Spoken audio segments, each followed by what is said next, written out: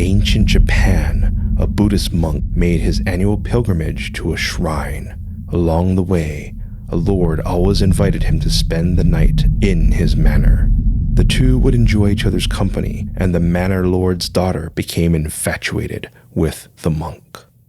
So begins this ancient Japanese tale, and this is Legends from the Pacific.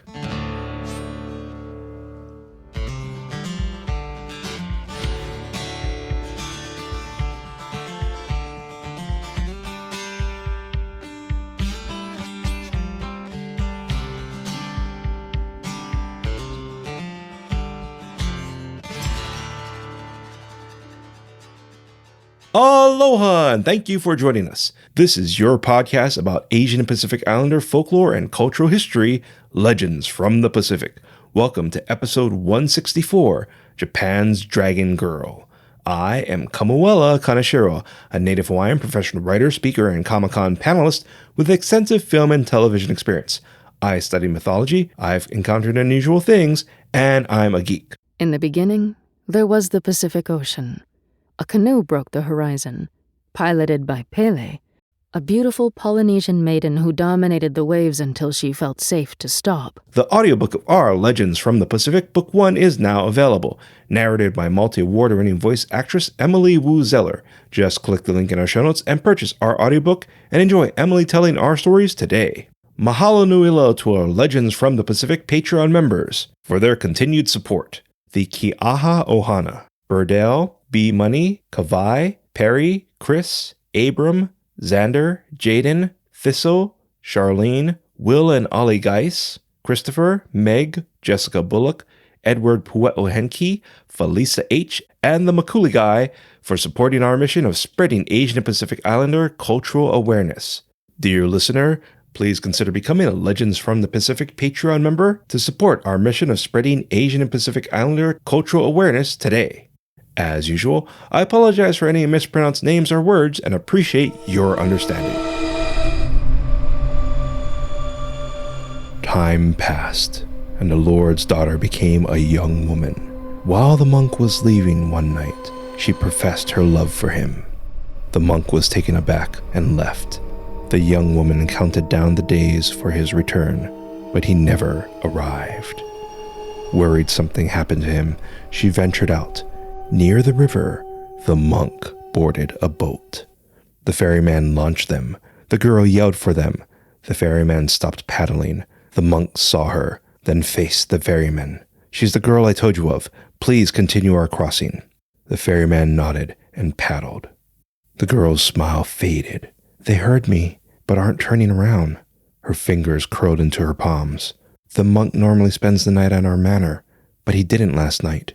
Her eyes watered. "He's avoiding me." She yelled for them. Her voice echoed, but the boat continued. She dove into the water and swam for them. The ferryman glanced back. "She's swimming after us." The monk looked back. Rage filled the girl's eyes as she battled the water. "Go faster," the monk said. The ferryman stroked harder. Waves crashed against the girl. Her head seemed longer. Her eyes widened, and her body grew. The monk squinted. The ferryman noticed his passenger and looked back. The girl broke the water. Her humanoid features were serpentine. Her hands became claws as her jaws snapped the air. The men screamed. The ferryman poured everything into his strokes, hastening them to the dock. The monk leapt from the boat and ran to a nearby temple. The temple monks tried calming him. "What is the meaning of this?" the temple elder said. "Please, you must hide me," the monk panted. "A girl is chasing me and became a monster." A serpentine dragon shot across the river. The temple monks gasped as their elder ordered their bell be lowered over the monk. Then they prayed. The dragon raced ashore. Her nostrils flared. The monk's scent filled her senses. She darted for the temple, found the lowered bell, and wrapped herself around it. She inhaled his scent and hissed fire onto the bell. The monk perished, and when his scent was gone, she flew away.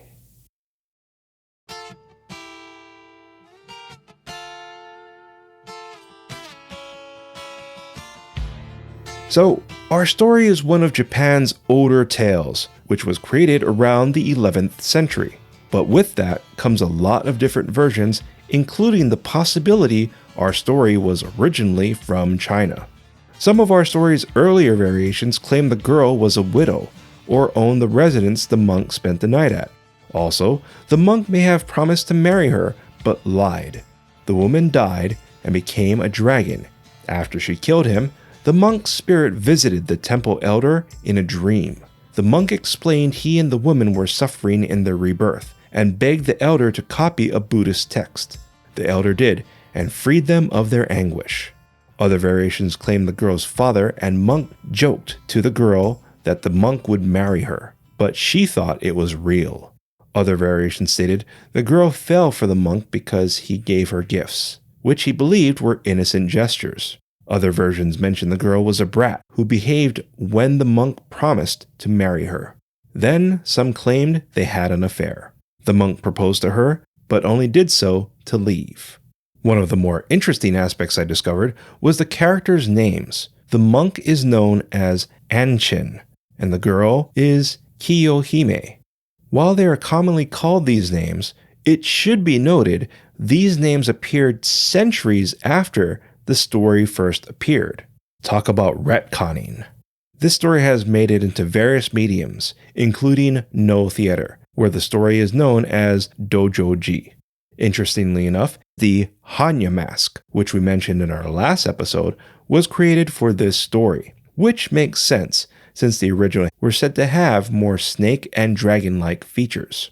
While no plays are known to be minimalistic, the bell in the story plays such a massive role, most No theaters have a hook to hang a large bell, which is dramatically lowered onto a performer. The No play also differs from our story in many ways. The No version begins with the new bell being dedicated to the temple. The temple elder forbids all women from its dedication ceremony. However, a woman persuades her way to the bell, which falls on her. The temple elder is notified. He tells the monks of our story and believes Kiyohime's spirit returned to curse the bell. The bell is lifted and Kiyohime's demon form is revealed, but the monks pray and she flees to a nearby river. Continuing from here, another variation said Kiyohime's demon was gone, but the bell was cursed. Its tone was dirty and caused sickness and misfortune. The monks abandoned it in woods. Then 200 years later, the troops of the samurai Hideyoshi found the bell and cleansed it. I'm skeptical on this last variation, since my research didn't pull up enough supporting material, but decided to include this for your awareness. It should be noted, the temple is believed to be in the Wakayama prefecture. However, the story's actual river is debatable due to conflicting material. While researching the story, I thought of the phrase, "Hell hath no fury like a woman scorned," which I discovered was a misquote. The actual quote is, "Heaven hath no rage like love to hatred turned, nor hell a fury like a woman scorned." If you said the quote was from Shakespeare, you'd be wrong, like I was, since the quote was actually from William Congreve. Ah, the things we thought we knew. If you enjoyed this episode, please share it with friends and loved ones, and consider giving this episode a 5-star rating and review. I'd really appreciate it. Our theme song is Mystery by Tavana, courtesy of High Sessions. Sound effects are by Sound Effects Factory. Our music coordinator is Matt Duffy, aka DJ TripleBypass. Links and show notes can be found on our website, legendsfromthepacific.com, including a link to your featured song, which is Slow Down by Sierra Lucia, courtesy of High Sessions. Legends from the Pacific was written, produced, and edited by me, Kamuela Kaneshiro. I also wrote our original stories. Your featured Hawaiian word is Lili. Lili means jealous or jealousy. An example of Lili is the movies Amadeus and The Prestige are examples of characters fueled by Lili. Once again, Lili is Hawaiian for jealous or jealousy. Thank you once again for listening and doing what you can to support our mission of spreading Asian and Pacific Islander cultural awareness.